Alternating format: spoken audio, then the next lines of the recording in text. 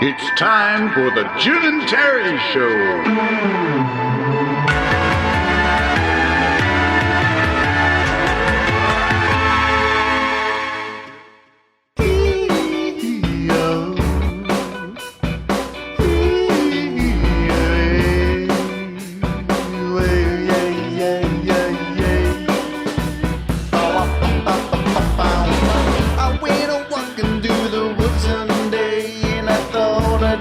Listen to what they would say when the wind started howling, started really blowing, and all the trees and the leaves started falling down, down, down to the ground. I thought I could hear those leaves falling down,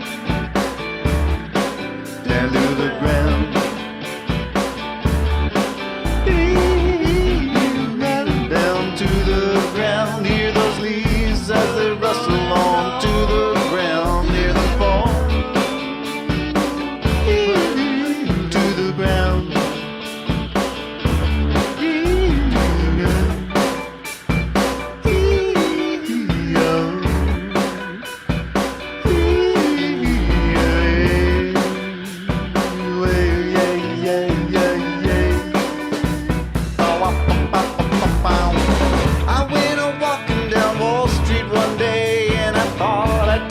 Listen to what the bankers say when the wind started howling, started really blowing, and all the stocks and the bonds started falling down, down, down to the ground. I thought I could hear those stocks falling down, down to the ground.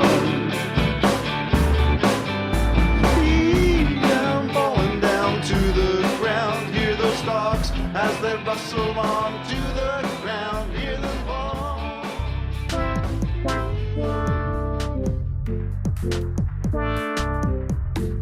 The song is called Falling Down, and it's about all kinds of things, maybe even an allusion to the Michael Douglas film Falling Down.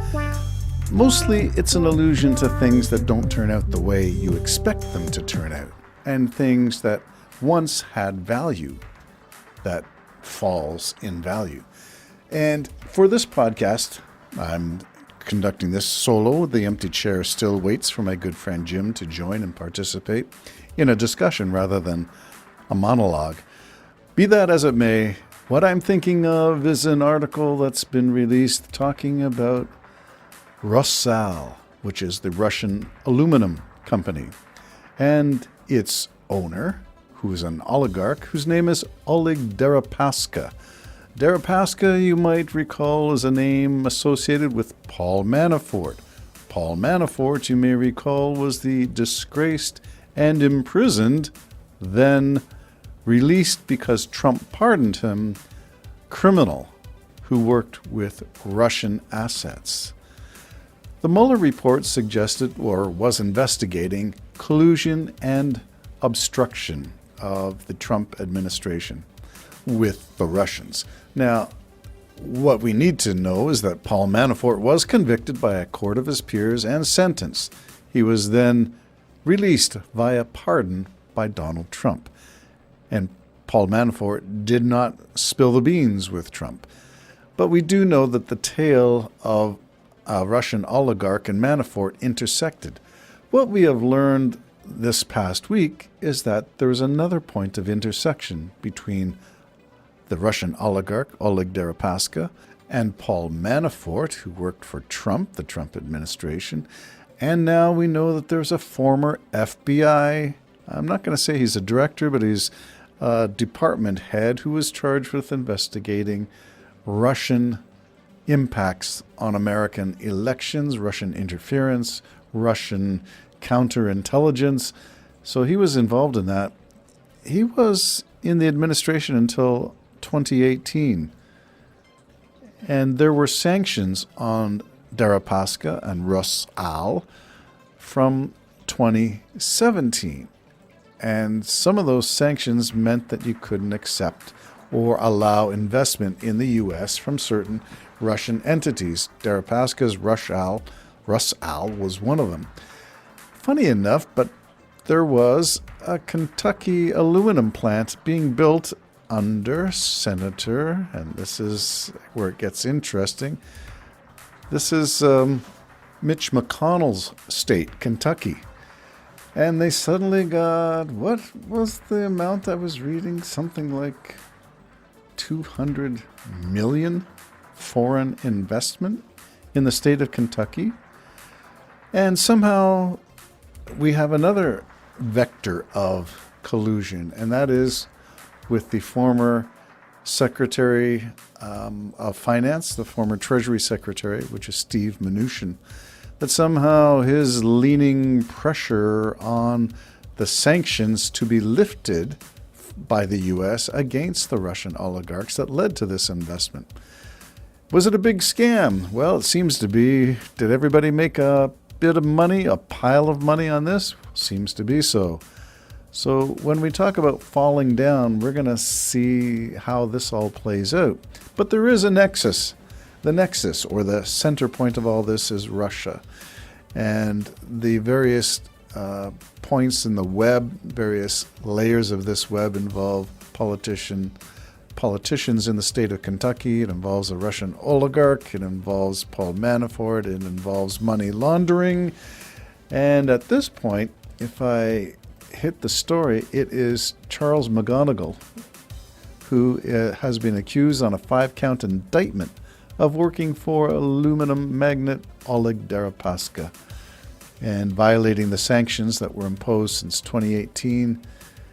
And wow, it's going to get messy, because this fellow was in charge of the FBI's counterintelligence division in the state of New York. So he was supposed to be investigating Russian intrusion, Russian money laundering, Russian interference in the United States. The Justice Department in this indictment has said that McGonigal, who retired in 2018, supervised and participated in the investigations of Russian oligarchs, including Deripaska.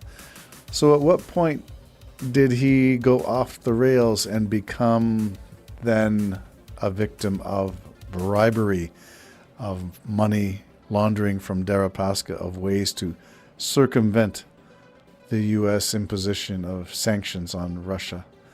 It's getting complicated, and it's hard to tell a Russian from an American at this point.